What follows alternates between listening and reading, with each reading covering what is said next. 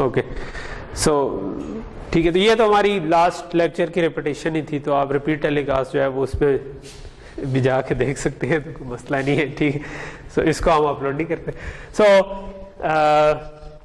So net effect क्या है हमारे पास, कि हमारे पास बहुत सारे हमने कॉन्स्टेंट्स को हमने कन्वर्ट किया इन कैनोनिक साइन डिजिट फॉर्म, उसमें से 4 बिट्स रखी, बाकी उड़ा दी, तो हमारे पास 4 4 4 4 आ गई, तो ये 16 पार्शियल प्रोडक्ट्स बन गई। इन 16 पार्शियल प्रोडक्ट्स में क्योंकि ऑलरेडी पता है कि क्या कॉन्स्टेंट्स हैं, किसको बार करना है किसको नहीं करना, तो हमें ये भी पता है कि हमने फ्लिप करके 1 कहां पर ऐड करना है, ठीक है। तो हमने ये इकट्ठा इन चारों को लिखा, मतलब ये 16 पार्शियल प्रोडक्ट्स को, और साइन एक्सटेंड किया, करेक्शन वेक्टर कंप्यूट किया, और करेक्शन वेक्टर जो पूरा बना सब करेक्शन वेक्टर ऐड करके उसको हमने कह दिया ग्लोबल करेक्शन वेक्टर, ठीक है। सो ये खुद एक पार्शियल प्रोडक्ट बन जाएगी, ठीक है, कि ये है कि सबको सम करके जो एक नंबर बनना था वो आपका ग्लोबल करेक्शन वेक्टर था। इन सब को आपने यानी कि 16 पार्शियल प्रोडक्ट्स प्लस एक 70वीं आपका ग्लोबल करेक्शन वेक्टर, इन सब को कंप्रेस करके आपने एक सीपीए बना दिया, ठीक है। ओके, सो ये आगे ये तो खैर हमने सीएसडी रिप्रेजेंटेशन की एग्जांपल तो बार बार कर चुके, तो इसको मैं रिपीट नहीं करता। ये आगे एक पेपर से जो है ना एक्सट्रैक्ट है उसका, कि जिसमें एक 32 टैप का फिल्टर बनाया, ठीक है। सो ये जो एच ऑफ के लिखा हुआ है ना, ये उस फिल्टर के टैप्स आ गए, ठीक है। इन टैप्स को आपने नॉर्मल नंबर्स की फॉर्म में लिखा, ठीक है, यानी कि ये तो पॉइंट्स में थे ना, अगर आप 16 बिट में रखना चाहेंगे तो वो क्या नंबर बनेगा, ठीक है, वो आपने कन्वर्ट किया। वो आपको मैंने कन्वर्जन बताई हुई है फिक्स पॉइंट से दूसरे में। आप इसको सिंपली 2 रेस्ट पावर, अगर 16 बिट रखना है तो 2 रेस्ट पावर 16 से मल्टीप्लाई कर दें तो आपके पास ये नंबर आ जाएगा, ठीक है। अच्छा, ये नंबर आपके पास आ गए, इनको आपने बाइनरी में रखा, बाइनरी में करके आपने कैनोनिक साइन डिजिट फॉर्म में ले आए, ठीक है। सो ये कैनोनिक साइन डिजिट फॉर्म रखी हुई है, इसमें से आपने फिर आप 4 ये उसमें लिखा हुआ है कि अगर कैनोनिक साइन डिजिट फॉर्म में लेकर आए तो इसमें कितनी एडिशन है कितनी सब्ट्रैक्शन है। जो बार हो रहे हैं वो सब्ट्रैक्शन है, जो बार नहीं हो रहे वो एडिशन है। तो कहीं पे 3 आ रही है, कहीं पे 4, कहीं पे 5, कहीं पे 7, ठीक है। सो ये अगर आप कुछ भी ना करें, लेट से आप वो मैंने तो आपको कहा था ना 4 रख लें, ठीक है। आप अगर 4 नहीं रखते, आप सारी की सारी भी रख लेते, तो ये आपके पास टोटल 147 बन जाते हैं, ठीक है, कि 147 एडिशंस एंड सब्ट्रैक्शंस। सो इसका मतलब है आप अगर इसको एज इज इंप्लीमेंट करना चाहिए तो 147 to 2 का कंप्रेसर आपने बनाना है, ठीक है। अच्छा, कंप्रेसर की अच्छी बात ये होती है कि इवन इफ ये 147 है, ये लॉग टाइम में कम हो जाएगा, ठीक है। यानी इसमें हर 3 जो है वो 2 बन जाएंगी आपके पास, ठीक है। सो ये हर 3 2 बनेगी, तो आप बड़े स्पीड पे ना, हो सकता है कि 8 से 10 लेवल्स के अंदर अंदर आप इसको कंप्रेस करके वापस आपके पास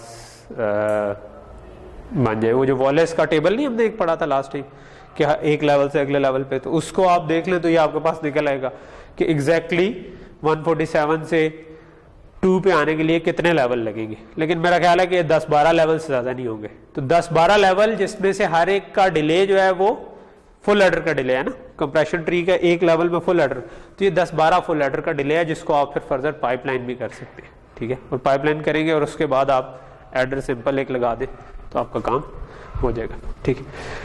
ये उसी पेपर के एक्सट्रैक्ट में से है कि अगर आप इन नंबर्स को 8 CSD डिजिट्स में रखें तो ये नंबर्स हैं, ठीक है। तो इसमें कोई भी 8 से बड़ा तो मेरा ख्याल है आ भी नहीं रहा था जब आप CSD में लाते, क्योंकि वो वैसे ही 16 बिट थी, तो 16 में से 8 CSD में 2 1s तो आने नहीं, तो 8 में तो इसका मतलब है कि नंबर बिल्कुल ओरिजिनल नंबर रहेगा, ठीक है। लेकिन अगर आप उसमें से 7 CSD ले लें, 6 CSD डिजिट्स ले लें, 5 4 3 2 ले लें, तो क्या फर्क क्या पड़ता है नंबर्स पे, तो ये आपको ये टेबल ये शो कर रहा है। मिसाल के तौर पर अगर आपने -575 लिया, आप उसमें से अगर 4 CSD लेंगे वो स्टिल -575 ही रहेगा, 99 वही रहेगा।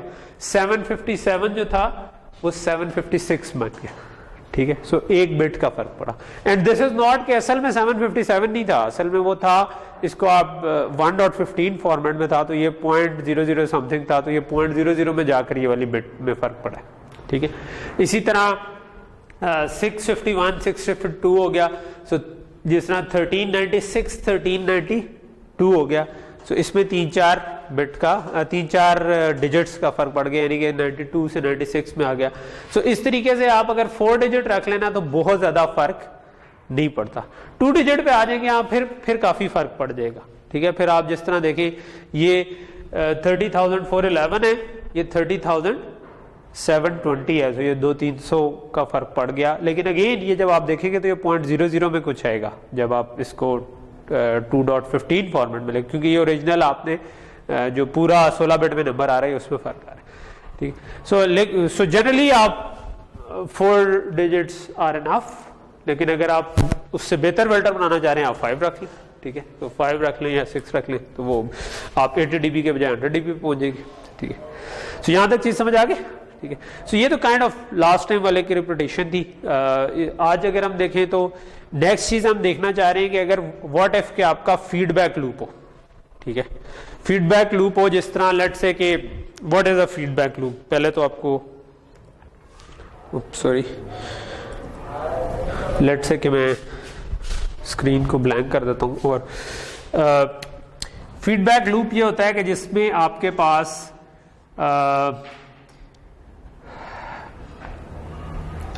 लेट्स से कि आप एक पुराने सैंपल को किसी वैल्यू से मल्टीप्लाई करना चाहते हैं और उसको अपने पास ऐड करना चाहते हैं, ठीक है। तो this is called feedback loop, ठीक है। जो आपने IIR फिल्टर पढ़े होंगे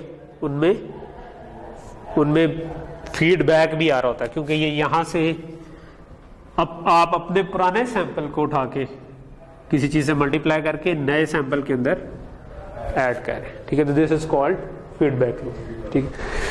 अच्छा, फीडबैक लूप में मसला ये होता है कि फीडबैक लूप को ना आप पाइपलाइन करना इतना आसान नहीं होता। FIR फिल्टर जो था ना वो फीड फॉरवर्ड था, ठीक है। उसमें एक तो हमने जो ऑप्टिमाइजेशन की है अगर वो हम ना भी करते, ठीक है, स्टिल आपके पास क्या था कि भाई आपके पास एक नंबर है, उसकी डिलेड कॉपीज हैं, ये मल्टीप्लाई हो रहा है, ये भी मल्टीप्लाई हो रहा है, ये भी मल्टीप्लाई हो रहा है, ये सारे आपस में ऐड हो रहे हैं, ठीक है। So what I can do is कि मैं इसको यहां पर पाइपलाइन कर दूं, क्योंकि फॉरवर्ड पाथ है तो एक साइकिल की लेटेंसी आ जाएगी लेकिन रिजल्ट ठीक ही आ जाएगा।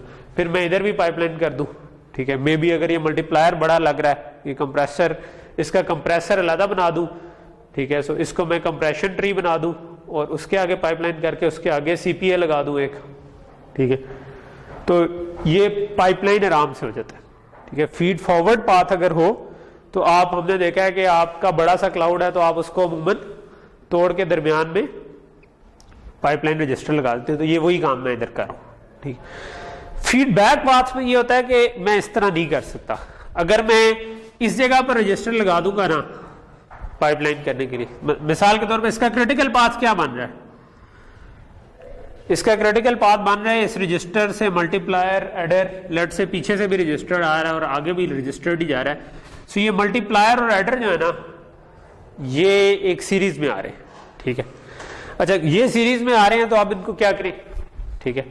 अगर एक तरीका होता है कि जी हम जिस तरह कह रहे थे कि हम पाइपलाइन कर दें, पाइपलाइन करने के लिए मैं इधर रजिस्टर अगर लगा दूंगा ना तो ये चीज ही बदल जाएगी, क्योंकि अब आप जो चीज ऐड कर रहे हैं वो एक सैंपल पुरानी नहीं है, वो 2 सैंपल पुरानी। तो ये इसको, ये जो पहले बना हुआ था ना, इसको हम कहते हैं फर्स्ट ऑर्डर IIR फिल्टर, ठीक है, क्योंकि इसमें आप एक पुराने सैंपल को मल्टीप्लाई करके ऐड करें, ठीक है। अगर मैं ये कर दूंगा तो ये तो सेकंड ऑर्डर IIR फिल्टर बन जाएगा, ठीक है। और ये चीज ही फर्क होगी, ठीक है। तो ये आप नहीं कर सकते।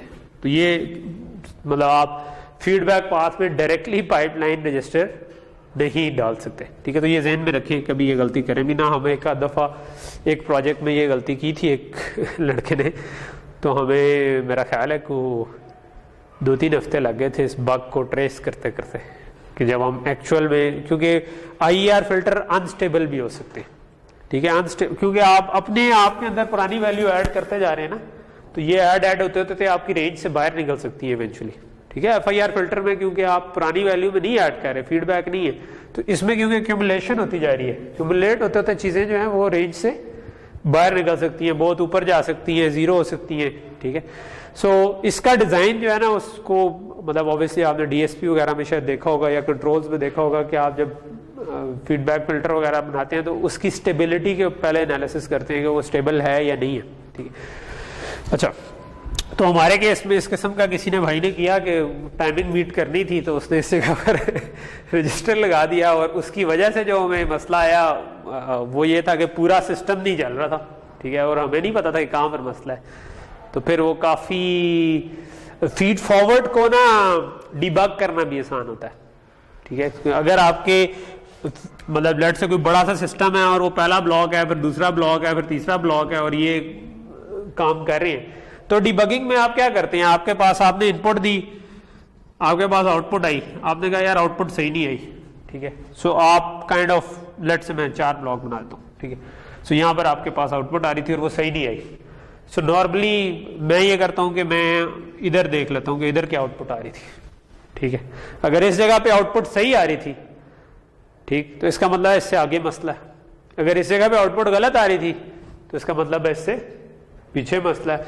अगर मुझे लेट से इससे पीछे मसला था, यहां पर भी गलत आ रही थी, तो फिर मैं इधर चेक कर लूंगा, ठीक है, इधर चेक करूंगा। अगर इधर तक ठीक आ रही थी तो इसका मतलब है अगर यहां ठीक थी तो इससे आगे मसला है, लेट से यहां तक ठीक थी तो यहां पर मसला है, तो ये ब्लॉक मसला कर रहा है। और अगेन आप इस ब्लॉक को भी फर्दर ब्लॉक्स में अगर ये फीडबैक ही कर रही है तो आप सोच सकते हैं उसके सेंटर में चले जाएं, ठीक है, जो भी आप जहां पर भी आप टैप कर सकते हो, कोई आउटपुट देख सकते हो, ठीक है। सो आप उधर जाकर इसको देख लें और उधर जाकर फिर फर्दर हाफ वे पॉइंट पे आते जाएं तो आप इवेंचुअली उस स्टेटमेंट में पहुंच जाएंगे जिस जगह पर मसला होगा। फीडबैक लूप में इस तरह नहीं होता। फीडबैक लूप में ये होता है कि थोड़ी देर बाद आपको पता चलता है, ठीक है, कि जहां पे मसला होगा मतलब आप अगर अनस्टेबल कोई चीज हुई है तो उसको इन्फिनिटी होने में या उसको अपनी रेंज से बाहर निकलने में थोड़ा सा टाइम लगता है, डाइवर्ज होने में थोड़ा सा टाइम लगता है। सो आपको ये कई दफा पता नहीं चलता कि अच्छा मैं मसला क्या कहाँ पे ढूंढूं, ठीक है।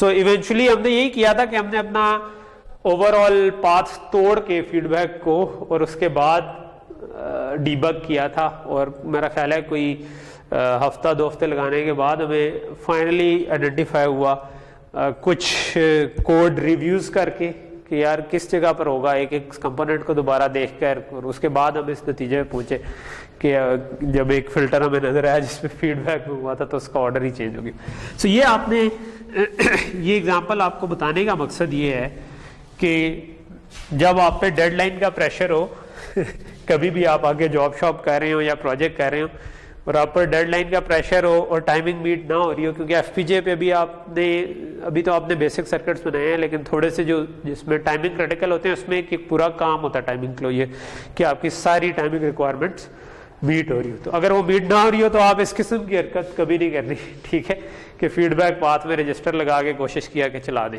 ठीक है। वो अगर चल भी गया तो इसका ये मतलब नहीं है वो चला। ऐसे मसले जो कि प्रोड्यूस हो जाए वो अच्छे मसले होते हैं, ऐसे मसले जो कभी कभी आए वो ज़्यादा बुरे मसले होते हैं, ठीक है। अगर आपकी एक ऐप है जो कि आप यूज़ कर रहे हैं और वो थोड़ी देर बाद वैसे ही बंद हो जाती है, ठीक है, लेकिन होती वो 2-3 दिनों बाद अचानक से, तो ये ज़्यादा मुश्किल डीबग करना है। अगर आप हमेशा बंद हो जाती है, अब आपको पता है कि अच्छा मैं ब्रेक मोड लगा के देख सकता हूँ कि मसला कहाँ पर आ रहा है, ठीक है। सो ये तो एक खैर साइड की कहानी थी। अब जो असल है कि डिज़ाइन पर्सपेक्टिव से ये तो हम नहीं कर सकते, तो फिर क्या करें, ठीक है। तो जो मैंने आपको पीछे प्रिंसिपल बताया कि एज अ डिज़ाइनर जो है हम क्या करना चाहते हैं, हार्डवेयर डिज़ाइनर जो है वो इसके अंदर एक मल्टीप्लायर भी लगा हुआ है और एक एडर भी लगा हुआ है, ठीक है। सो एक तो हमने ये पढ़ा हुआ है कि आप मल्टीप्लिकेशन और एडिशन को कंबाइन कर सकते हैं क्योंकि इधर पार्शियल प्रोडक्ट्स जनरेट होंगी, ठीक है। सो इधर जो भी h ऑफ n से आपने मल्टीप्लाई करना था, आप अगर तो ये कांस्टेंट है तो आप वैसे ही कैनोनिक सैन डिजिट फॉर्म बना के इसकी 4 पार्शियल प्रोडक्ट्स बनाएं, ठीक है, और उसको इसके साथ कंप्रेस कर दें, ठीक है। सो उसको इसके साथ कंप्रेस करके उसके आगे एडर लगा सकते हैं, ठीक है। सो आपका ये दोनों चीजें इकट्ठी एक ही ब्लॉक में जा सकती है, ठीक है। कंप्रेसर जो है ना वो आइडिया जो है वो आपका हर जगह पर आपको हेल्प करेगा। लेकिन मैंने आपको दूसरी चीज बताई कि हम जनरली मतलब एक तरीका ये हो सकता है कि मैं इनको यहां पर एक कंप्रेसर लगा दूं, ठीक है। और वो क्या कर रहा हो, वो लेट से कि मैंने इसकी 4 पार्शियल प्रोडक्ट्स रखी है और एक ये आ रही है, तो मैंने 5 to 1 कंप्रेस कर दिया, ठीक है, 5 to 2 सॉरी, आपका कंप्रेसर हमेशा 2 के ऊपर आता है। तो वो 2 आई तो आपके पास यहां पर 2 आ जाएगी, और इन 2 को ऐड करने के लिए मैं इधर एक एडर लगा दूं, ठीक है।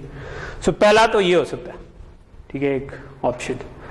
ये ऑप्शन करूंगा, स्टिल आपके पास सीपीए जो है ना वो फीडबैक लूप में आ रहा है। अब आपकी ओवरऑल जो टाइमिंग बन रही है वो बन रही है इस रजिस्टर के आगे कंप्रेसर लगा हुआ है प्लस एडर लगा हुआ है, ठीक है।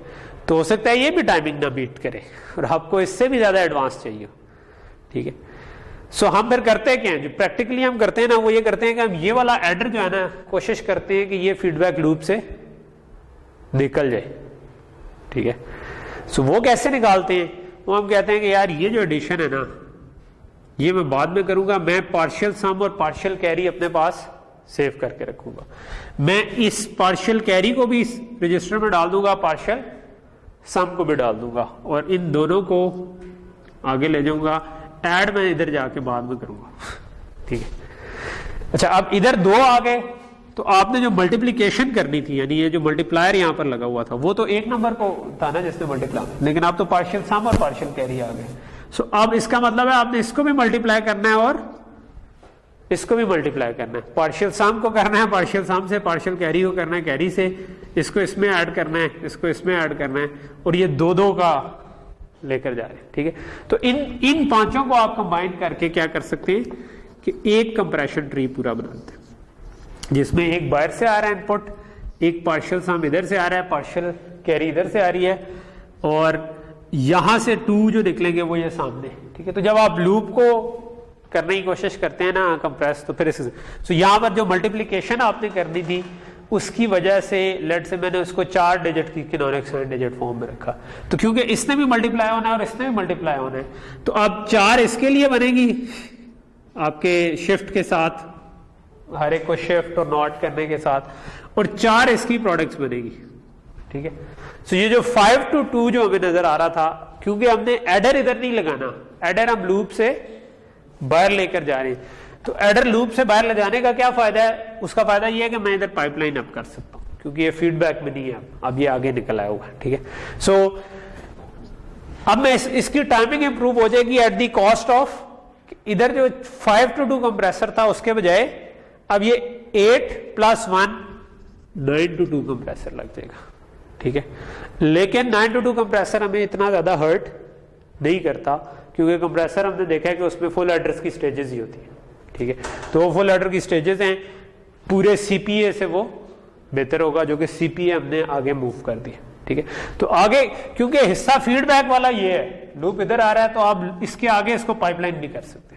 पाइपलाइन कर देंगे तो हमारा काम कोई ट्रांसफर फंक्शन चेंज नहीं होगा, सिर्फ उसमें डिले ऐड आएगा, ठीक है, कि थोड़ी देर बाद रिजल्ट आएगा, लेकिन वो वाला काम नहीं होगा कि हमने फीडबैक में रजिस्टर लगा दिया, ठीक है। तो ये अब उससे काफी बेहतर सिंथेसाइज होगा। तो ये बात समझ आ रही है ना, पूरा स्टेप हमने किया।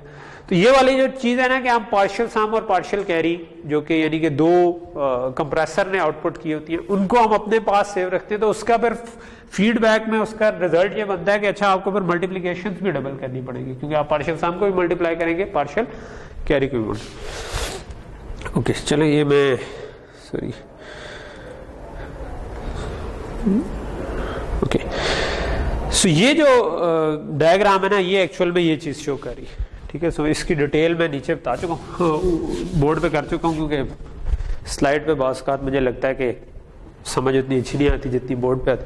सो ये फीडबैक लूप है जिसको हम फास्ट करना चाहते हैं। अभी मल्टीप्लायर और एडर का इसमें डिले है, लेकिन हम क्या कर सकते हैं, हम पार्शियल सम और पार्शियल कैरी अपने पास रखें, शुरू में इनको 0 से इनिशियलाइज कर देंगे, ठीक है। तो वो 0 आके कंप्रेस होंगे और ये नंबर से मल्टीप्लाई कंप्रेस होकर 2 पार्शियल सम पार्शियल कैरी बनेंगे, उनको रजिस्टर करेंगे, फिर ये 2 मल्टीप्लिकेशन होंगी पार्शियल सम पार्शियल। सो ये बेसिकली पार्शियल प्रोडक्ट जनरेट हो रही है, ठीक है। मैंने 4 की आपको एग्जांपल दी, इस केस में वो 8 हो रही है। सो बल्कि 8 नहीं 7 हो रही है, तो ये 7 7 14 14 to 2 वॉलेस ट्री बन जाएगा, ठीक है। बल्कि ये 7 भी नहीं हो रही, कितनी हो रही है, 1 2 3 4 5 6 6 6 12 plus x of n plus correction vector, ठीक है। क्योंकि ये कांस्टेंट है तो इसका करेक्शन वेक्टर हम हमेशा ये चीज ज़हन में रखें, जो चीज कांस्टेंट है ना उसके करेक्शन वेक्टर आपने कभी भी उस पर नहीं छोड़ने कि मतलब करेक्शन वेक्टर आप हमेशा प्री कंप्यूट करें, ठीक है। पहले से जो चीज कांस्टेंट है इसका मतलब है कि इसके करेक्शन वेक्टर हम कैलकुलेट कर सकते हैं। अगर वेरिएबल होता तब हमें नहीं पता था कि किसने फ्लिप होना है किसने फ्लिप नहीं होना, तब आप वो दूसरा वाला काम करेंगे कि अच्छा जहां से आगे साइन एक्सटेंड करना है आखिरी वाली बिट को फ्लिप कर दें और उसके आगे ऑल वंस डाल के, तब भी आप करेक्शन वेक्टर प्री कंप्यूट करेंगे, लेकिन तब आपको कुछ हिस्सा अननोन भी है, 1 किधर ऐड करना है वो आपको अननोन है, ठीक है। लेकिन जो आपका आगे वाला जो ऑल वंस ऐड हो रहे होते हैं उनको स्टिल हम प्री कंप्यूट कर सकते हैं। ओके, यहां तक बात क्लियर हो गई, ठीक है।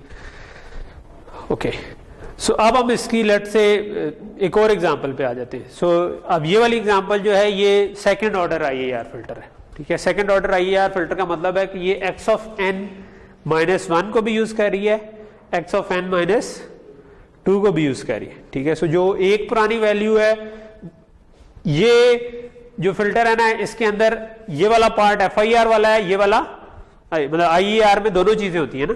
सो IER का एक पार्ट होता है फीड फॉरवर्ड और एक होता है फीड बैक। सो ये वाला हिस्सा फीड फॉरवर्ड है, यानी कि आप पुराने सैंपल को मल्टीप्लाई करें, ये वही वाला फिल्टर है जिस तरह हमने FIR फिल्टर देखा था, और इस साइड वाला जो है वो फीडबैक होके आपस में ऐड हो रहा है, ठीक है। सो आप ये वाली इक्वेशन बेसिकली इंप्लीमेंट हुई है कि a1 of y of n minus 1 a2 of y n minus 2 plus b0, तो ये आप b0 को आप x ऑफ n से मल्टीप्लाई कर रहे हैं, b1 को x ऑफ n माइनस 1 से कर रहे हैं, तो ये चीज बेसिकली इंप्लीमेंट। अच्छा, अब इसमें क्या हो रहा है, अगेन इसमें क्रिटिकल पाथ कहां से कहां होगा,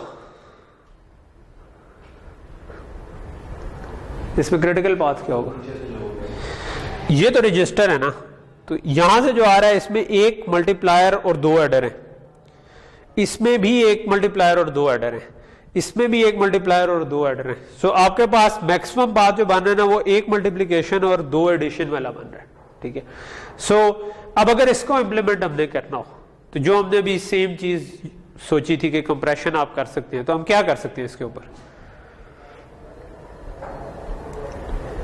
क्या डिजाइन हो सकता है कि ये तो बहुत देर लेगा ना। अगर मैं इधर एक मल्टीप्लायर लगा दूं, एक एडर लगा दूं, एक एडर लगा दूं, ये भी कैरी प्रोपगेट एडर हो, ये भी कैरी प्रोपगेट एडर हो, ये पूरा मल्टीप्लायर है जिसके आगे कैरी प्रोपगेट एडर लगा हुआ है, ठीक है, तो ये तो बहुत लंबा डिले बन जाएगा।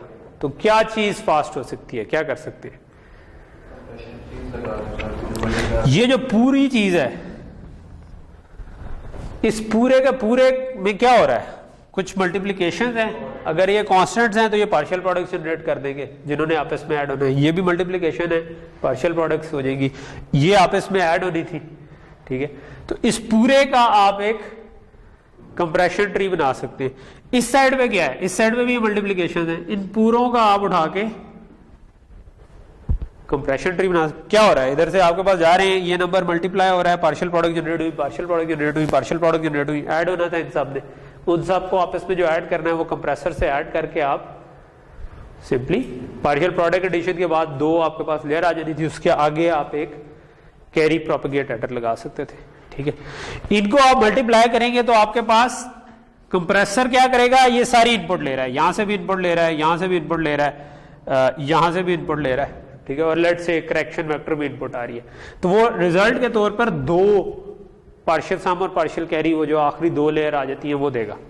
सो इसका मतलब है कि मुझे इस जगह पर रजिस्टर भी 2 चाहिए, ठीक है। सो इस जगह पर जाऊंगा, सो यहां पर मुझे एक नहीं आएंगे, मुझे इन दोनों रजिस्टर्स की सपोर्ट चाहिए। इधर भी मेरे पास एक नहीं होगा, 2 होंगे, सो यहां पर भी मेरे पास 2 की सपोर्ट होगी, ठीक है। और यही काम दूसरी तरफ भी हो रहा है, इनके अंदर भी यही दोनों जा रहे हैं, ठीक है। सो इस कंप्रेशन ट्री में भी जा रहे हैं, साथ इधर से भी अब एक इनपुट नहीं आ रही बल्कि 2 इनपुट आ रही है। सो आपका कंप्रेसर काफी ह्यूज सा बन रहा है, ठीक है। और इसको फिर आप आगे इसके जो 2 आएंगे यहाँ पर आप एक CPA लगा के अपना रिजल्ट निकाल सकते, ठीक है। ये बात समझ आ रही? तो आप एज अ डिज़ाइनर आपने देखना है कि मेरे पास क्या डिज़ाइन ऑप्शंस हो सकती है, ठीक है, और उन डिज़ाइन ऑप्शंस में फिर आपको अगेन बिल्कुल उसी तरह जिस तरह आप असाइनमेंट को आखिरी दिन में छोड़ते हैं, आपने सीपीए को फिर आखिर में जहां तक डिले कर सके, ठीक है, सो जितने कम सीपीए लग सके जितना आगे डिले कर सके, ठीक है, ठीक है। ये वाली जो आपको इस वक्त असाइनमेंट मिली हुई है जो कि आपने वो डाटा ट्री और वो करना है, ठीक है, इस असाइनमेंट का वेट ज्यादा है, ठीक है, पहली वाली असाइनमेंट जो थी वो कम वेट की थी, ये थोड़ी ज्यादा वेट की है, ठीक है, इसीलिए मैंने इसको ग्रुप्स में कर दिया कि 2 बंदे मिलके करें, ठीक है, और सिर्फ वही 2 बंदे करें, हर एक का डिजाइन में भी थोड़ा थोड़ा सा फर्क होगा क्योंकि जो भी आप हाफ एडर फुल एडर लगाएंगे वो सेम जगह पर नहीं लगेंगे, ठीक है। अच्छा, दूसरा ये है कि ये मतलब ये आपकी लर्निंग के लिए बड़ी इंपॉर्टेंट असाइनमेंट है, ठीक है, तो इस पे जरा सी जान मारे, ठीक है, इसका आपने कल सबमिट करवाना है ना फर्स्ट पार्ट, ठीक है, और नेक्स्ट जो है वो मैंने नेक्स्ट वीक में इसके लिए रखा है कि जब आप इसको इम्प्लीमेंट करेंगे तो उसमें आपको अभी तो आपने वो दायरे लगाने हैं, वो भी तसल्ली से लगाने वाले होते हैं, ठीक है, कि आप किधर किधर फुल एडर लगाएंगे, ठीक है, फिर आप उसकी नेमिंग कन्वेंशन ज़रा अच्छी चूज़ करें ताकि आप जब उसको कोड कर रहे हो तो आप उसको उन्हीं नामों से जो आपने कागज़ के ऊपर रखे हुए उनसे कर सके। कोड आपने दोनों करना है, उसका पाइपलाइन वेरिएंट भी करना है, उसका अनपाइपलाइन वेरिएंट भी करना है कोड, ठीक है, सो दोनों वेरिएंट कोड करके टेस्ट करने हैं। आइडियली तो आप उसको आगे अगर कोड हो गया तो बेशक एफपीजीए पर भी ले जाना, ठीक है, लेकिन आपकी असाइनमेंट का पार्ट ये नहीं है। असाइनमेंट का पार्ट ये है कि आपने वो कोड करना है, उसका टेस्ट बेंच लिखना है, उसका टेस्ट बेंच भी इक्वली इंपॉर्टेंट है, आपने उसको टेस्ट करना है। एक तरफ आप नॉर्मल मल्टीप्लायर लगाएं स्टैटिक लगा के, एक तरफ आपने जो मल्टीप्लायर का मॉड्यूल बनाया है उसको यूज करें, ठीक है, इसको भी इनपुट दें, इसको भी इनपुट दें, आउटपुट्स जो आइए उनको मैच करें, ठीक है। मैच करने के लिए मैंने उसमें हिंट लिख दिया हुआ है कि भाई आप मैच तो आप इक्वल इक्वल नॉट इक्वल से कर सकते हैं, लेकिन डिस्प्ले करवाने के लिए आप डॉलर डिस्प्ले यूज कर सकते हैं और ये चीज़ें, ठीक है। सो ये वाला काम जो है ये असाइनमेंट इस वाली पे थोड़ी सी जान मारे, ठीक है। एक पहले पार्ट का तो वैसे भी टाइम कम रह गया, तो प्रॉब्ली या तो आपने उसूली तौर पे वीकेंड पे काफ़ी हद तक कर लिया होगा, नहीं किया तो आज की आपकी ना मैं एक्सपेक्ट करता हूँ कि ये असाइनमेंट तकरीबन आपके ज़िंदगी के 10 to 20 आवर्स लेगी, ठीक है। 10 आवर्स जो ओवरऑल असाइनमेंट में मेरे ख्याल में लगेंगे, ठीक है। अच्छे तरीके से आप करेंगे 10 घंटे में हो जाएगी, ठीक है। अगर दिल से नहीं करेंगे 20 घंटे लगेंगे, ठीक है, कि साथ साथ फेसबुक भी चेक करना है, साथ साथ वो भी, फिर आपके 20 घंटे आराम से लगेंगे, ठीक है। लेकिन अगर आप वाकई फोकस करके लगाएंगे 10 घंटे इट शुड टेक, ठीक है। उस 10 घंटे में से जो कागज़ पे करने वाला काम है it would be around 3 hours probably, ठीक है, 3 to 4 आवर्स ये होगा। 6 घंटा 2 घंटा 2 से 2.5 घंटे कोडिंग के अगर आप अच्छे तरीके से आपने उसको बनाया, 2-3 घंटे में सही तरह से आपने लिख लिया एक एक चीज़ को, और फिर उसकी टेस्टिंग में बाकी के 3-4 घंटे लगेंगे, ठीक है। उन 3-4 घंटों में आप जब चलाएंगे तो रिजल्ट सही नहीं आएंगे, ठीक है। जब नहीं आएंगे तो फिर आप कहेंगे अच्छा आप क्यों नहीं आ रहे, तो जिस तरह मैंने आपको भी डिबगिंग के स्टेप्स बताए वो वाले स्टेप्स आप करेंगे कि अच्छा किस पार्शियल प्रोडक्ट तक ठीक आ रहे हैं।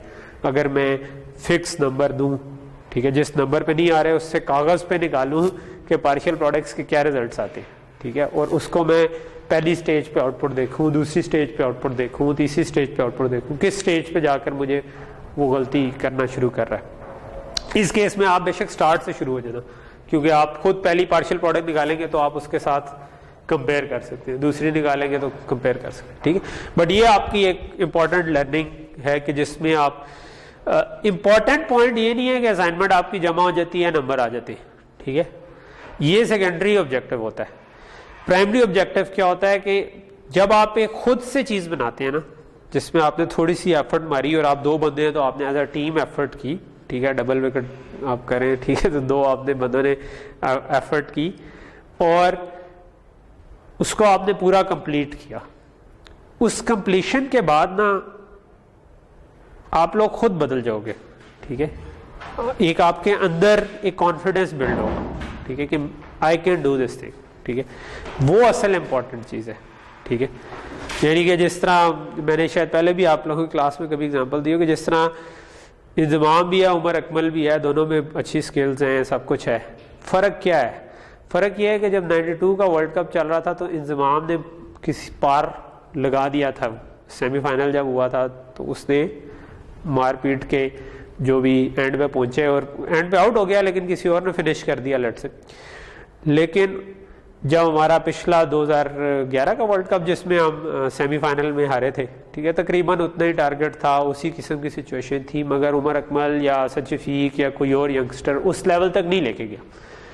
सिर्फ उस लेवल तक लेके जाना जब होता है ना तो वो प्लेयर चेंज हो जाता है, ठीक है। जस्ट आप फिनिश करके जब आते हो ना तो आपके अंदर कॉन्फिडेंस आ जाता है और आप उससे अगले लेवल पे पहुंच जाते हो, ठीक है। ज़िडान है जिस वक्त उसने 98 का वर्ल्ड कप मैं देख रहा था, फाइनल में हम सारे जी ब्राज़ील को सपोर्ट कर रहे थे कि यार, क्योंकि वो ज़्यादा मशहूर थी, और फिर एक गंजे ने आके 2 दफ़ा सर मार के गोल कर दिए, ठीक है। सो हमने कहा ये क्या हो गया यार, ये किधर से आ गया है, बट उसने उस बंदे को चेंज कर दिया, मतलब वो बंदा जो है वो एक और लेवल पे पहुंच गया और वो अब दुनिया के हिस्ट्री के बेस्ट फुटबॉल प्लेयर्स के आप नाम लेते हुए कह रहे थे, अच्छा ज़िडान है कि पेले है कि मैराडोना है, मतलब उनमें आप ऑब्वियसली पेले मैराडोना को ज़रा ऊपर रखते हैं क्योंकि उन्होंने मल्टीपल टाइम ये काम किया हुआ है, लेकिन आप ज़िडान को भी तकरीबन उस ब्रैकेट में लाते हैं क्योंकि इसने और कई जगहों पर काम। फ़र्क क्या पड़ता है, आपके अंदर का कॉन्फिडेंस बड़ा इंपॉर्टेंट है, ठीक है। आप अगर चीट करके कुछ और करके जमा करा देते हो तो जो चीज़ नहीं होगी वो ये नहीं होगी कि आपको कॉन्फिडेंस है, ठीक है, जो कि उमर अकमल में नहीं है, जो कि असद शफीक में नहीं है। दे डोंट फील लाइक कि हम किसी वनडे में किसी T20 में निकाल सकते हैं। कोहली में है, ठीक है, इंजमाम में था, ठीक है, शायद तेंदुलकर में उतना नहीं था जितना कोहली में और इंजमाम में ये चीज़ है। वो आप उधर खड़े होते हैं, आपको लग रहा होता है, उस बंदे को खुद लग रहा होता है और ऑपोजिशन को भी लग रहा होता है कि यार ये खड़ा है ना तो ये फंसे हुए हैं, ठीक है। लारा में भी ये चीज़ थी कि वो खड़ा हो गया होता था, आप कहते थे कि यार, अब दूसरी साइड पैनिक में होती थी। और मतलब सो डिज़ाइन भी इसी तरह है, ठीक है, कि इट्स अ सीरीज ऑफ कि आपको कॉन्फिडेंस आएगा। जो एक प्रोजेक्ट 1 किया, फिर आपने एक अच्छा सेमेस्टर प्रोजेक्ट चूज़ किया, एक अच्छा फाइनल ईयर प्रोजेक्ट आपने किया, उसको कंप्लीट किया, छोड़ा नहीं, पहुंचा के ना एंड पे आप उसको छोड़ के आए, ठीक है। सो वो आपने अगर काम कर लिया ना तो इसका मतलब है कि आपके अंदर कॉन्फिडेंस आएगा। और ये वो छोटे छोटे स्टेप्स हैं कि आप अभी जिस तरह क्लब लेवल पे कभी कोहली ने जिताया होगा, ठीक है, तो आप अभी वो क्लब लेवल पे जिताने वाला काम करेंगे, ये अपने असाइनमेंट करके, ठीक है, सही तरह। उसके बाद आप प्रोजेक्ट करेंगे तो आप समझो आपने थोड़ा डिवीजन लेवल पे कर लिया, ठीक है। उसके बाद जब आप FYP आपका अच्छा हो जाएगा तो इसका मतलब है कि आप कॉन्फिडेंस से जाएंगे। आप किसी इंटरव्यू में जाओगे ना, इंटरव्यू में बंदा खड़ा होता है सामने, उससे 4 सवाल पूछो, हमें अंदाजा हो जाता है। क्यों हो जाता है? क्योंकि जिस बंदे ने काम किया होता है ना, उसको याद होता है, उससे 4 साल पुराना भी उसने जो प्रॉब्लम जिसमें फंसा था और उसको सॉल्व किया था ना, वो याद होता है उसे, ठीक है। होता है कि यार ये जगह पर मैं फंसा था और मैंने ये चीज़ करके सॉल्व किया था। एंड यू कैन मतलब फिगर आउट कि आप उससे पूछ लें कि क्या FYP और उसमें आपको क्या चैलेंजिंग मसला आया था, ठीक है। तो जिसने FYP में 3 बंदे थे, एक चाय पानी कर रहा था, एक काम कर रहा था, तो उनको आइडेंटिफाई करने में आपको ज़्यादा टाइम नहीं लगता, ठीक है, बिकॉज वो बंदा ही एक और कॉन्फिडेंस में होता है, वो बता देता है कि हाँ यार मैंने ये किया था, बोर्ड पे 4 मिनट में ड्रॉ करके वो बता देगा आपको, ठीक है। सो जो इम्पोर्टेंट चीज़ है जिस वजह से मैं आपको कह रहा हूँ कि ये वाली असाइनमेंट थोड़ी सी हैवी है, ठीक है, नॉट वेरी हैवी नहीं है। मैंने कोई 16x16 आपको खुद नहीं दिया, मैंने छोटा केस दिया है। 7x7 में बहुत ज़्यादा टाइम नहीं लगना चाहिए, लेकिन स्टिल 10 घंटे से कम नहीं लगेगा इस असाइनमेंट को पूरा करने में, ठीक है, क्योंकि ये मुझे पता है कि आप टेस्टिंग में इस तरह का मसला आता है। ये भी अगर आप सही तरीके से करेंगे, फोकस के साथ, आप गलतियाँ किए बगैर अपनी तरफ से करेंगे, स्टिल जो थोड़ी सी गलतियाँ होंगी वो फिगर आउट करने में, कि अगर आपको 3-4 बग्स तो फिर भी हो सकते हैं ना कहीं पे, तो वो आप फिगर आउट करेंगे तो मसला। लेकिन अगर आप और वो जो स्टेप्स है ना, कि जैसे जैसे आप बड़े होते जाते हैं ना, जिस तरह आप इंजीनियरिंग के करीब आते जा रहे हैं, तो आपके वो जो कॉमन गलतियाँ वो एलिमिनेट होना शुरू हो जाती है, ठीक है। वो जो एक्सपीरियंस आपको दे रहा होता है कि नया बच्चा होगा उसको आप देंगे ना, वो बड़ी केयरलेस मिस्टेक्स कर रहा होगा। जब आप थोड़े से फॉर्मल आप होते जा रहे हैं, ठीक है, वो अब आप अगर तरीके से करेंगे तो आप साफ शीट ऑफ पेपर पे आराम से काम करना शुरू करेंगे तो आप कम मिस्टेक्स करेंगे। आप जब अच्छे प्रोजेक्ट से निकल जाएंगे तो आप और ज़्यादा कह लें कि फॉर्मल तरीके से काम करना शुरू हो जाएंगे और मिस्टेक्स की प्रोबेबिलिटी कम हो जाएगी। और फिर जब इंडस्ट्री में एक्सपीरियंस बढ़ेगा तो आप फर्दर मिस्टेक्स कम से कम करना शुरू करें, क्योंकि कुछ मिस्टेक्स आप भुगत चुके होंगे, ठीक है, और भुगतने के बाद आप कहेंगे कि यार अगली दफ़ा मैंने ना पहली स्टेज पर इसको रोक देना है, ठीक। तो ये आपकी लर्निंग का पार्ट है और इसमें आपने थोड़ा सा फोकस करें। सॉरी ये मैंने टाइम थोड़ा ज़्यादा ज़ाया कर दिया एक तरह से, लेकिन होपफुली वो ज़ाया ना हो अगर आप लोग पॉइंट को समझ गए हैं और आप उसको यूज़ कर लें अपनी असाइनमेंट, ठीक। ओके,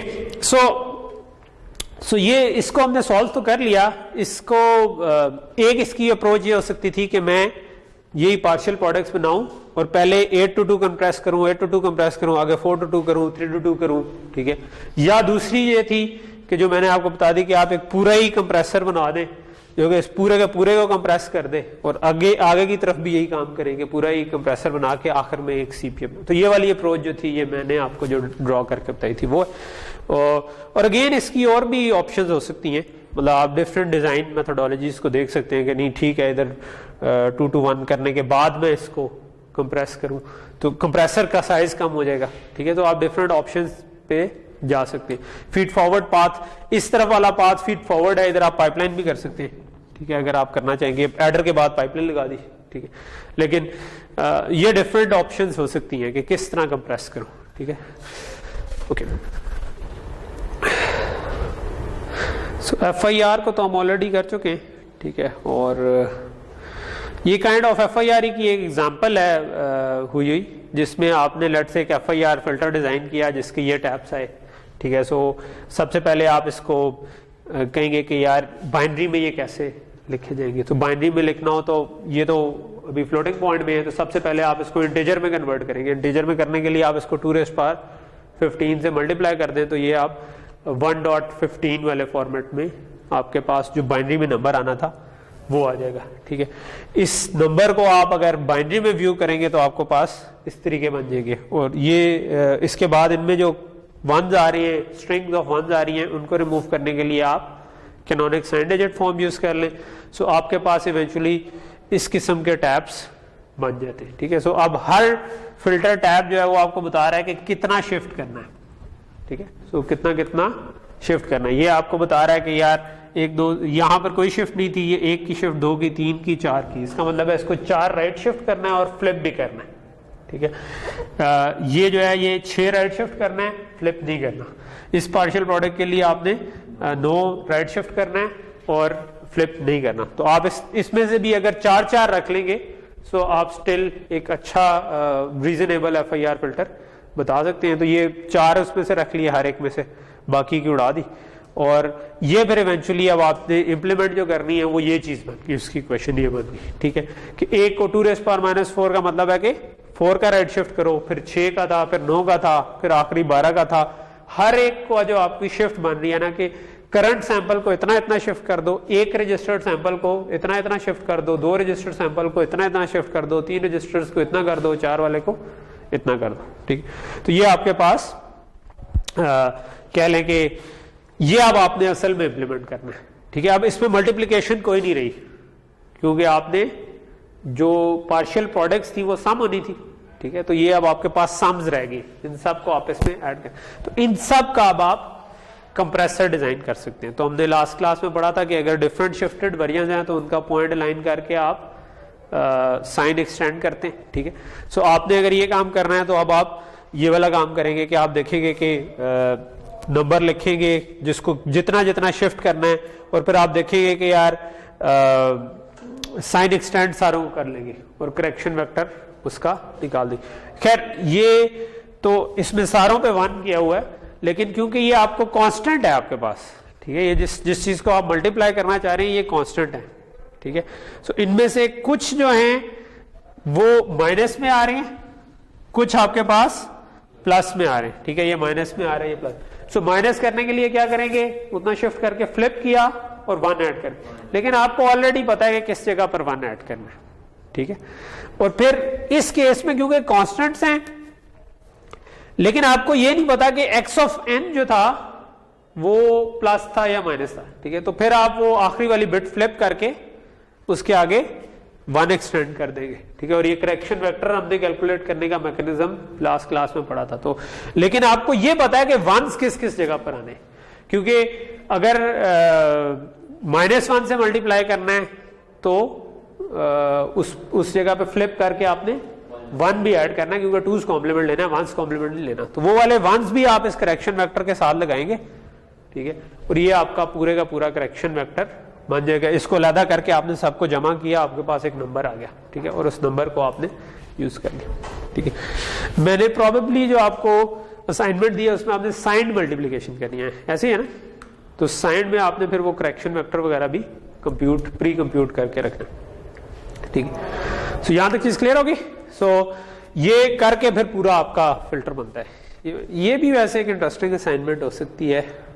FIR की प्रोबेबली आपकी नेक्स्ट होगी। मैं चाहूंगा कि वैसे या लैब में हो सकता है, इसको मैं देखता हूँ कि ये लैब में होगा या असाइनमेंट होगी, क्योंकि अभी तो आप नेक्स्ट वीक असाइनमेंट से इससे फारिग होंगे, उससे अगले में मैं असाइनमेंट नहीं रखूंगा, यानी एक वीक सांस लेने के लिए और फिर दोबारा फ्रेश हो गए। हाँ, तो मिड और असाइनमेंट तो इकट्ठे हो सकता है, इसमें तैयारी हो जाएगी, ठीक है। मिड कुछ असाइनमेंट जो है वो मिड में आपको हेल्प करती है, ठीक है। अच्छा, सो इसके अलावा भी FIR को पाइपलाइन करना जो है ना, क्योंकि फीड फॉरवर्ड पाथ है, तो आप इसको और तरीकों से भी पाइपलाइन कर सकते हैं, ठीक है। मिसाल के तौर पर अगर 4 टैप का है तो आप ये कर सकते हो कि वो रिजल्ट आपका 8 साइकिल बाद पहले आए, लेकिन वो रिजल्ट, तो उसके लिए आप क्या करते हो, आप क्योंकि ये फीड फॉरवर्ड पाथ है तो आप इसमें पाइपलाइन रजिस्टर्स डाल सकते हो, ठीक है, कि आप कह सकते हो कि अच्छा मैं इस जगह पे भी पाइपलाइन कर दूंगा और फिर अगले वाले पे भी पाइपलाइन कर दूंगा। यानी इसको हम आगे जाके पढ़ेंगे कट सेट रीटाइमिंग, ठीक है। मैंने थोड़ा सा ओवरव्यू उसका दिया था, लेकिन वो हम थोड़ा सा आगे जाकर पढ़ेंगे, और वहां पर ये वाला आपको स्ट्रक्चर ज्यादा बेहतर तौर पे समझ आएगा, कि जिसमें आपको हर स्टेज पे फिर 2-2 की रजिस्टर डालने पड़ेंगे, और एक इधर और एक इधर, यानी कि आपकी एक जो ब्लॉक है ना उसमें इस पाथ पे भी 2 रजिस्टर आ रहे हैं, और इस पाथ पे भी 2 आ रहे हैं, इस पाथ पे भी 2 आ रहे हैं, ठीक है, फिर इस पाथ पे भी 2 आ रहे हैं, इस पाथ पे भी, तो एक जितना आगे लेकर जाते जाएं तो आप डिले ज्यादा कर देंगे, लेकिन आप एक साइकिल में पहले से मल्टीप्लाई हो जाएगा, पहले टैप से ऐड हो जाएगा, फिर अगले साइकिल में दूसरे वाले टैप से मल्टीप्लाई होकर ऐड हो जाएगा, एंड सो ऑन करते करते करते आप कंप्यूटर, ठीक है। इस किस्म की आर्किटेक्चर जो है ना, ये आपके लिए यूजफुल होती है ऑन FPGA। जो मैं पीछे वाले आर्किटेक्चर आपको बता रहा था, जो हम कंप्रेशन ट्रीज यूज करें, वो यूजफुल होते हैं जब आप अपनी IC बनाने जा रहे हैं, क्योंकि आप अपनी IC के ऊपर मिनिमम एरिया, मिनिमम टाइम करने के लिए अपनी मर्जी से आर्किटेक्चर डिजाइन। जब आप FPGA पे जाते हैं ना, तो FPGA पे बने बनाए मल्टीप्लायर्स पड़े हुए हैं और बने बनाए लुकअप टेबल्स पड़े हुए हैं, और उसके अंदर हम थोड़ा सा आगे जाके मैंने FPGA के स्लाइस को टच नहीं किया, मैं आपको प्रोबेबली 1-2 वीक्स के बाद होगा कि जिसमें हम ना FPGA के आर्किटेक्चर को थोड़ा सा देखेंगे, ठीक है। तो उसमें एक चीज होगी जिसको हम कहते हैं DSP48 स्लाइस, ठीक है। तो FPGA स्लाइसेस से मिलके बना होता है, और DSP स्लाइस जो है ना, उसके अंदर आपका एक मल्टीप्लायर होता है और कुछ मतलब एडिशन की फंक्शनैलिटी प्लस कुछ रजिस्टर्स होते हैं, तो उनको यूज करके आप बनाए ना, तो इस तरीके से ज्यादा अच्छे फिल्टर बन सकते हैं, क्योंकि मल्टीप्लायर ऑलरेडी लगा हुआ है। सो अब आप बेहतर है कि उसको यूज कर लें बजाय इसके कि कंप्रेशन ट्री पूरा बनाए, ठीक है। लेकिन क्योंकि कोर्स का हमारे मकसद सिर्फ FPGA नहीं है, हमारा मकसद है कि आप सिस्टम डिजाइन की स्किल एक्वायर करें, तो हम पहले वो चीजें पढ़ेंगे। अगर आपने खुद मतलब सर्किट डिजाइन करना हो, डिजिटल सर्किट जो कि खुद बाद में कोई ट्रांजिस्टर लेवल पे पोर्ट कर दे और वो आप एक चिप बना सके, तो वो हमने वो वाले पढ़े हैं। लेकिन आपका टारगेट कभी FPGA भी हो सकता है, ठीक है। सो जब FPGA होगा तो तब आपके पास दूसरा मैकेनिज्म ज्यादा अच्छा हो, ठीक है। But will come to that after के हम जरा FPGA के स्लाइसेस पढ़ लें, ठीक है। अच्छा, ये एक और फॉर्म है जिसको हम कहते हैं ट्रांसपोज डायरेक्ट फॉर्म, ठीक है। ये अगेन आपने DSP के कोर्स में पढ़ी होगी, अगर वो नहीं भी पढ़ी हुई तो इस वक्त वो अगर नहीं भी आती तो इस कोर्स में फर्क नहीं पड़ता।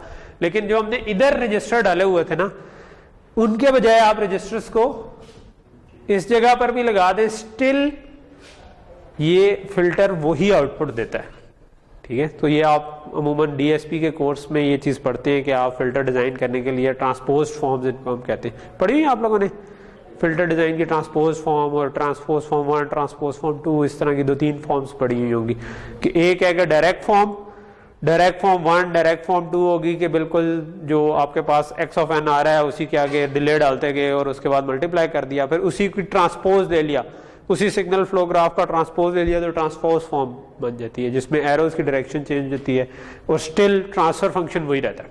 ठीक है, तो ये उससे बना हुआ है। उसमें क्या करते हैं कि फिर आप x ऑफ n को डिले करने के बजाय आप रजिस्टर इस जगह पर ले जाते हैं। हम इसको थोड़ा सा आगे जाकर एक इसकी ऑल्टरनेट अंडरस्टैंडिंग भी करेंगे। एक तो आप डीएसपी में की थी, एक हम इसमें सिस्टम डिज़ाइन में, अगले जो हमारे 2-3 लेक्चर है ना वो रीटाइमिंग पे ही, उसमें हम ये चीज़ पढ़ेंगे कि अच्छा ट्रांसपोज फॉर्म जो है ना वो भी थोड़ी सी देख लेंगे कि वो कैसे बन जाती है। ठीक है, वो उसके लिए हम कुछ थ्योरम्स पढ़ेंगे कि आप एक फ्लो ग्राफ को कैसे चेंज कर सकते हैं without changing the transfer function और स्टिल आपका मतलब टाइमिंग बेहतर हो जाए लेकिन फ्लो ग्राफ का ट्रांसफर फंक्शन वही रहे। ठीक है, सो अगर ये आप ट्रांसपोज फॉर्म में इंप्लीमेंट करें ना तो इसमें आपका फिर क्रिटिकल पाथ ये multiplier adder multiplier adder multiplier adder आ रहा है और जब मल्टीप्लायर एडर आ रही हो तो आपको क्या करना चाहिए, कंप्रेशन करनी चाहिए। तो अगर आपने इसको इंप्लीमेंट करना है तो बेहतर है कि आप ये काम करें। ठीक है, कि आप इधर कंप्रेसर लगाएं, ठीक है, पार्शियल प्रोडक्ट जनरेट करें, कंप्रेस करें और फिर पार्शियल सम पार्शियल कैरी आगे लेके जाएं, सीपीए लगाएं ही ना। ठीक है, वो असूल याद रखेंगे, सीपीए को हमने वो तो आपको याद ही रहेगा। ठीक है, क्योंकि दूसरे वाले असूल में आप मास्टर हैं तो इस वाले असूल में आपको असूली तौर पर याद रहना चाहिए। सो अब आप क्या करेंगे, आप इस स्टेज पे भी कंप्रेस करके पार्शियल सम पार्शियल कैरी, इसमें भी पार्शियल सम पार्शियल कैरी, हर स्टेज पे पार्शियल सम पार्शियल कैरी आगे लेके जाते हैं। एंड पे आगे जो आपका वाई ऑफ एन आ रहा है ना, इधर आके आप सीपीए लगा सकते हैं। अच्छा, लेकिन क्योंकि असूल हमने क्या रखा हुआ है कि जितना लेट कर सकें कर सकें। अब ये पूरे सिस्टम का एक सब पार्ट होगा, इससे आगे जो चीज है वो भी कोई सिग्नल प्रोसेसिंग की कंप्यूटेशन हो रही होगी। अगर उसमें मल्टीप्लिकेशन इन्वॉल्व है तो इधर भी आर्डर ना लगे।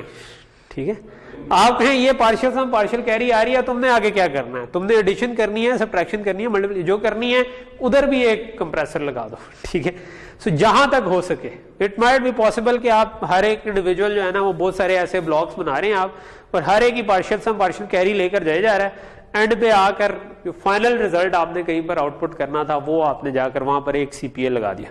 ठीक है, सो ये भी पॉसिबल है। ठीक है, सो जब आप अपना बना रहे होंगे सर्किट तो तब आपने सीपीए को अवॉइड करना है जहां तक पॉसिबल हो। ठीक है, और इसको आप पाइपलाइन भी कर सकते हैं। ठीक है, आप पाइपलाइन करने के लिए क्या है, क्योंकि ये फीड फॉरवर्ड पाथ है। ठीक है, इसमें आपका एक तरफ से इनपुट आ रही है, दूसरी तरफ से बाहर जा रही है, तो आप इस पे एक लाइन लगाई, इस जगह इसको पाइपलाइन कर दिया, तो पहले साइकिल में ये कंप्यूटेशन हो गई, दूसरे साइकिल में ये, तो इसमें कोई मसला नहीं है। मल्टीपल लेवल की भी कर सकते हैं कि हर कंप्रेसर के पीछे भी आप पाइपलाइन रजिस्टर्स लगा सकते हैं। लेकिन बहुत ज्यादा पाइपलाइन रजिस्टर्स लगाने से क्या होता है कि जनरली राउट्स भी बहुत ज्यादा हो जाते हैं। ठीक है, आईसी पे। ठीक है, तो आप एक लेवल से ज्यादा जब लगाते हैं ना तो फिर लॉजिक डिले से ज्यादा राउटिंग डिले आपको तंग करना शुरू करता है, स्पेशली ऑन एफपीजीएस, लेकिन एसिक्स में भी है, क्योंकि ये जो वायर्स जा रही है, नंबर ऑफ वायर्स है बहुत ज्यादा ग्रो कर दे। जब भी आप इधर पूरा रजिस्टर लगाया तो यहाँ से इनपुट पे वायर्स आ गई हैं और फिर फ्लिप फ्लॉप की आउटपुट पे वायर्स आ गई है, तो डबल कर दी ना आपने। तो पहले सीधी एक तार जा रही थी, अब उधर डबल होगी, तो ये आपके राउट्स बढ़ गए। तो राउटिंग डिले जो है ना वो एक पॉइंट इन टाइम के ऊपर जाकर लॉजिक डिले से ज्यादा तंग करना शुरू कर। तो ये इस पे प्रॉबेबली रिसर्च हो सकती है और हुई भी होगी प्रॉबेबली अगर आप थोड़ा सर्च करें, लेकिन मैंने इस पे वैसे सर्च नहीं किया। लेकिन कि अगर आप अपनी आईसी बनाने जा रहे हैं तो किस स्टेज पे जाकर राउटिंग डिले जो है वो लॉजिक डिले से ज्यादा तंग करना शुरू कर देते। एफपीजीए पे तो मैंने ये देखा हुआ कि अगर आपका कोई ऐसा आर्किटेक्चर है जिसको आप, जो कि जरा कॉमन नहीं है, जिस तरह मैंने आपको पहले बताया था कि वो 10,000 बिट्स को आप आपस में ऐड कर रहे हैं। ठीक है, तो उसको अगर आप पाइपलाइन कर दें तो वो राउट्स और भी बढ़ जाते हैं। ठीक है, तो हो सकता है कि वो पाइपलाइन के बाद, पाइपलाइनिंग के बाद आप एक्सपेक्ट कर रहे थे कि रिजल्ट्स इंप्रूव हो, लेकिन वो एक्चुअली खराब होना शुरू हो जाए, क्योंकि वो कहे कि अच्छा आपका राउटिंग डिले ही इतने नैनोसेकंड का आ गया, तो वो मसला बढ़ जाएगा। ठीक, ओके, सो ठीक है, मेरा ख्याल है कि यहाँ पर हम इस वाले पार्ट को ख़त्म करते हैं। इसके अगला वाला जो हमारा चैप्टर है वो शुरू कर देते हैं। ठीक है, आप फोल्ड ना करें अभी, आज तो हमने बहुत सी बातें की हैं, तो आज तो मैं वो 5 मिनट पिछली दफ़ा मैंने कम लिए थे नहीं, अच्छा वो दूसरी ओके। सो जो नेक्स्ट चीज़ जो असल में आज मैं मिड ऑफ क्लास शुरू करना चाह रहा था, क्योंकि आज तो असल में तो अभी तक हमने एक टॉपिक ही किया, आई थिंक मैंने सिर्फ IIR फिल्टर का बताया, ठीक है, carry propagate adder transpose direct form critical path partial sum partial carries. Core point जो है टेक अवे पॉइंट्स के हैं कि आप जहां पर कंप्रेसर यूज करके मल्टीप्लायर एडिशन को रोक सकते हैं वो रोक दें, और फिर CPA जो लगाना है आपने कैरी प्रोपेगेट एडर, अगर आप उसको भी अवॉइड करके पार्शियल सम पार्शियल कैरीज को रख के आप अपना पूरा आर्किटेक्चर बना लेते हैं तो बनाए रखें, और फीडबैक पास से निकाल के उसको एंड पे CPA को जितना आगे पुश कर सके वो ले जाए, और एंड पे आकर जहाँ पर अब कोई चारा नहीं बचा और आपको उसको ऐड करना है तो वहाँ पर आप उसको ऐड फिर इवेंचुअली कर दें। ओके, सो नेक्स्ट चीज़ जो हम पढ़ने जा रहे हैं, जो कि हम बिल्कुल थोड़ा सा आज कवर करेंगे और बाकी का इंशाल्लाह नेक्स्ट क्लास में कवर कर रहे होंगे, वो है पाइपलाइनिंग। और पाइपलाइनिंग को हमने थोड़ा सा पहले टच किया हुआ है, लेकिन हम पाइपलाइनिंग के साथ रीटाइमिंग करेंगे, ठीक है। सो रीटाइमिंग क्या चीज़ है? पाइपलाइनिंग तो आपको याद होगा कि हमने कहा था कि एक कॉम्बिनेशनल ब्लॉक है तो उसको हम तोड़ देते हैं, और हर कॉम्बिनेशनल ब्लॉक कम टाइम ले रहा होता है, तो ओवरऑल आप ज़्यादा क्लॉक स्पीड के ऊपर चीज़ को चला सकते हैं, ठीक है। क्योंकि कॉम्बिनेशनल ब्लॉक अगर बड़ा है तो इसका मतलब है जब तक इसकी इनपुट से आउटपुट तक चीज़ नहीं पहुंचती तब तक आपको, इसकी एग्जांपल ये है कि अगर आपने इसके नॉर्मल टेक्स्ट में जो एग्जांपल होती है वो वॉशिंग मशीन की होती है कि अगर आपने कपड़े जो हैं वो धोने हैं और उसके बाद आपने ड्राई करने हैं और उसके बाद आपने उनको इस्त्री करना है लट से, ठीक है। तो अगर ये एक ही बंदा ये 3 काम कर रहा हो, ठीक है, तो पहले वो एक कपड़ा ले उसको धोएगा, उसको ड्राई करेगा, उसको इस्त्री करेगा, फिर दूसरा ले, तो ये बहुत स्लो प्रोसेस है। अगर आप इसको 3 हिस्सों में तोड़ दें कि यार धोने वाला जो है ना वो सिर्फ धो रहा है, ठीक है, और फिर ड्राई करने वाला सिर्फ ड्राई कर रहा है और इस्त्री करने वाला सिर्फ इस्त्री कर रहा है, ठीक है। सो अब क्या होगा कि आप जितनी देर के अंदर ये लेट से एक बंदा ये वॉश कर रहा था इसको, ये आपकी होपफुली ये मशीन लगे आपको देखने में, ठीक है, फिर इससे इस साइकिल में ये लेट से धो रहा था, ठीक है, अगले साइकिल में फिर ये दोबारा धोना शुरू हो जाएगा, लेकिन अगला बंदा इधर से जो कपड़ा है उसको ड्राई करना शुरू हो जाएगा।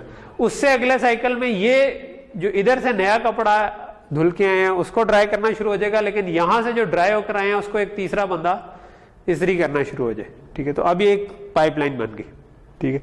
सो पाइपलाइन बन गई, तो अब इधर से ऑनवर्ड ये बंदा हर साइकिल में कपड़ा धो रहा है। तो पहले ये पूरे का पूरा टाइम एक ही बंदा ले रहा था, कपड़ा धो रहा था, इस्त्री कर रहा, खुश कर रहा था, और फिर इस्त्री कर रहा था, फिर धो रहा था, फिर तो आपको इतना बड़ा टाइम लगता था इसको करने में।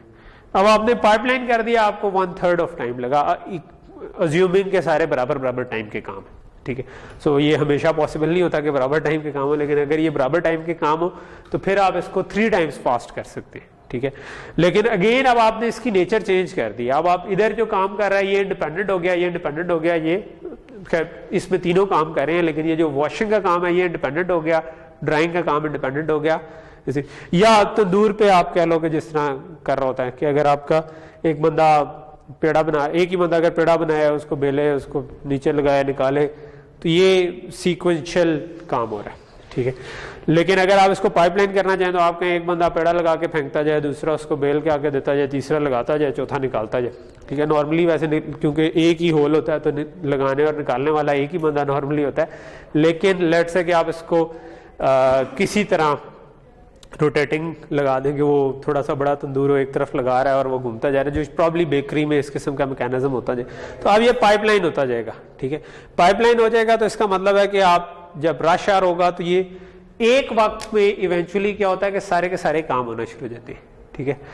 इधर अगर आप जिस कपड़े को धो रहे हैं उससे पिछले साइकिल में जो कपड़ा आपने धोया था वो इस वक्त खुश्क हो रहा है और उससे पिछले वाला इस्त्री हो रहा है, तो एक वक्त में तीनों काम पैरेलल में हो रहे हैं, लेकिन वो एक चीज पे नहीं हो रहे, वो एक पुराने वाले पे पिछला काम हो रहा है।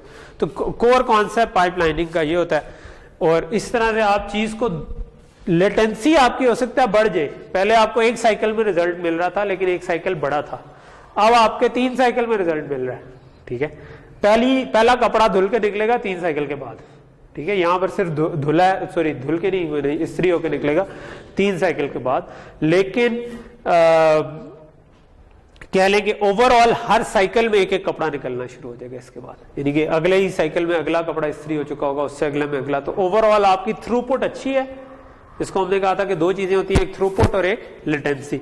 सो लेटेंसी है थोड़ी सी, नंबर ऑफ साइकिल्स में लेटेंसी थोड़ी ज्यादा हो गई, लेकिन थ्रूपुट बढ़ गई। सो पाइपलाइनिंग तो ये चीज थी जो कोर आइडिया इसका था, ठीक है। लेकिन जो कि हम पहले से जानते हैं, just it was a recap.